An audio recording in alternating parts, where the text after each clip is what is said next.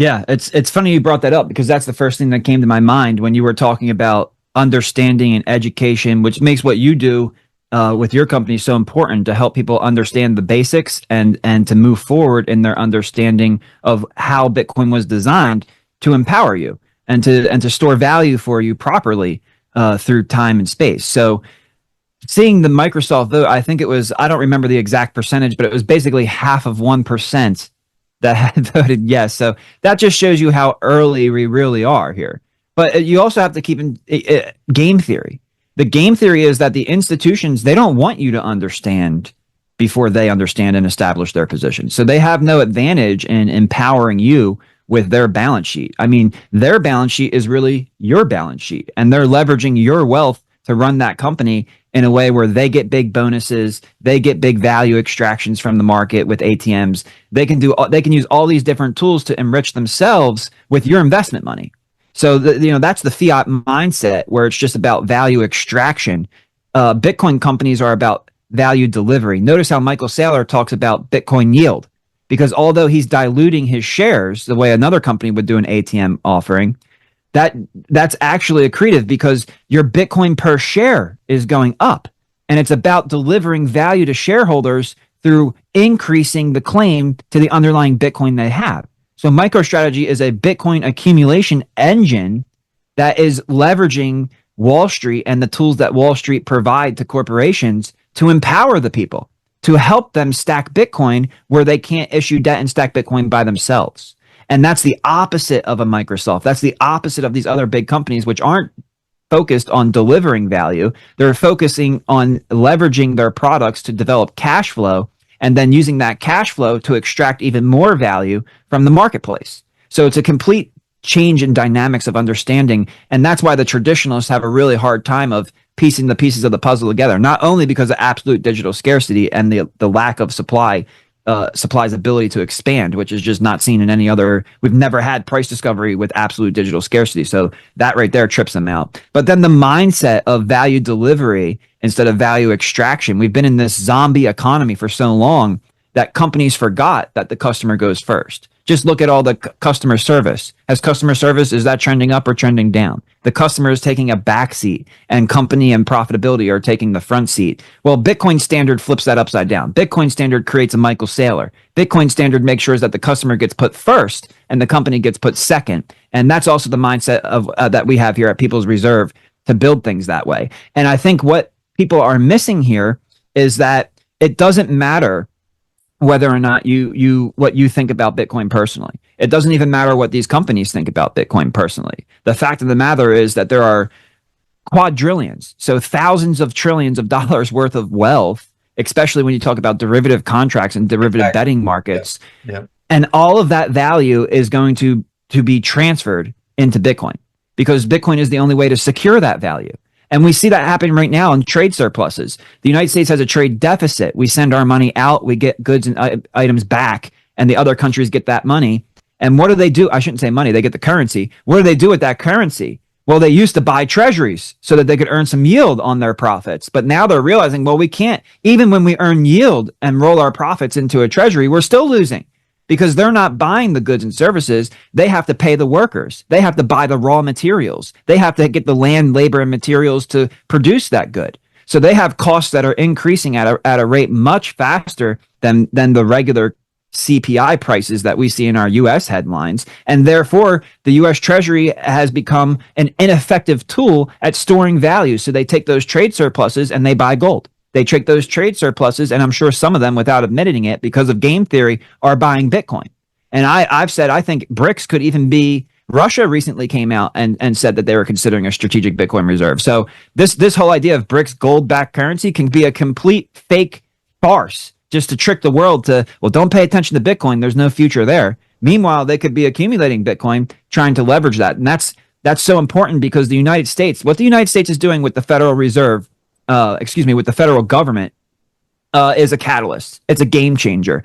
I call it the monetization of Bitcoin. Mm-hmm. So we had digital gold, then we have reserve asset, then we had pristine collateral. Well, now it's the acknowledgement of that evolution. Now it's the acknowledgement of this emerging asset class is legitimacy, and it's being monetized. So this strategic Bitcoin reserve is going to start at the United States federal level. And then what happens is when the federal government gets that reserve, the states are like, well, if the federal government has it, we need a reserve. And like you said, Texas, and there's 10 other states already that are working on legislation. Wouldn't the states first, sort of put the law into effect, and then comes the federal? I don't get the. Yeah, I think the states are going to be able to act faster. But I want to move through a hierarchy here, because there's multiple. It's not just the federal government and the states, because once the states get their strategic Bitcoin reserve, like in Texas, the first thing that's going to happen in Texas is the cities are going to realize, well, hold on, the state's balance sheet is not the city balance sheet. So this strategic Bitcoin reserve is really good for the state. But what about our city? Our city needs a strategic Bitcoin reserve. And then the municipalities, the smaller localized towns, are going to say, well, wait a second. If these bigger cities have it and the state have it, then we need to have it. And what's going to happen is, and we happen to have a little bit of an inside track here at People's Reserve, these cities and municipalities are going to launch municipal Bitcoin bonds.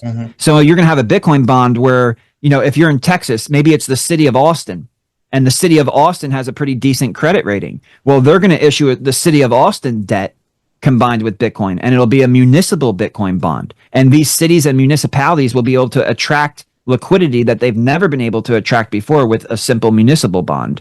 And they're going to leverage Bitcoin in their fiscal and monetary policies to empower their local citizens and their constituents. So it's going to trickle all the way down from the federal government to the state government, which everybody already knows. But what they are not knowing, but they will now know from watching this show, is that it doesn't stop at the state government. It also goes to the cities and the municipalities. And below that, it goes to the small and medium-sized businesses, and then finally to the personal level. So we are seeing what I believe is the monetization of Bitcoin. We are seeing the emerging digital asset class now be integrated into traditional financial systems, and that is going to create a perpetual price agnostic bid on Bitcoin. Governments are not going to be like people who say, oh, let's try to time the market. No, because they're going to be taking their tax revenue, and they're going to be taking a certain percentage of that tax revenue and automatically buying Bitcoin. It doesn't matter what the price is. So it's price agnostic, perpetual bid. And that is going to create upward price pressure on this absolutely digital scarce asset that we've never seen before in this marketplace. I think diminishing returns is going to be put to rest. I think the downside is going to be much lower than it has been in the past. And I think we're going to see a maturation of the market cycle, moving from a commodity cycle where price trades relative to cost of production, where you start at a fair value, you go to a premium, back to fair value, then to a discount, and so on, to a new repricing event, which is the move up of that S curve of adoption, because this is now mainstream adoption. Monetization is adoption, and monetization is going to be the push. It's going to be the accelerant that pushes Bitcoin up now into that S curve of adoption. I love this example where they took a picture in Detroit, and there was one car on a street full of horse and buggies. And then 2 years later, just 2 years later, there was all cars, and they took the picture from the same angle, all cars, one horse and buggy. A complete flip because of the move of the exponential S curve of adoption. And that's what we're seeing with Bitcoin now. And that's what's going to push it to prices. First stop is gold parity, which I believe is between 600,000 and 700,000, depending on the price action of gold. And then after that comes the psychological level of 1 million. And then beyond that, it can go even higher. We've heard Michael Saylor say $13 million in the 2040s. And that's absolutely the direction that we're heading in, because the transfer of wealth from the entire system is now going to be moving away from treasuries, and not necessarily completely into Bitcoin, but into Bitcoin, yes, but also these new hybrid debt products that integrate Bitcoin into them in order to create positive real rates of return, in order to incentivize these savers to still get exposure to the debt notes, but in a way where they're not losing purchasing power over time. Finally, Bitcoin fixes this and solves the problem, and we're getting a positive rate of return. And now it makes sense to lend our money again, because at the end of it, at the maturation of that note, I can buy more things instead of less.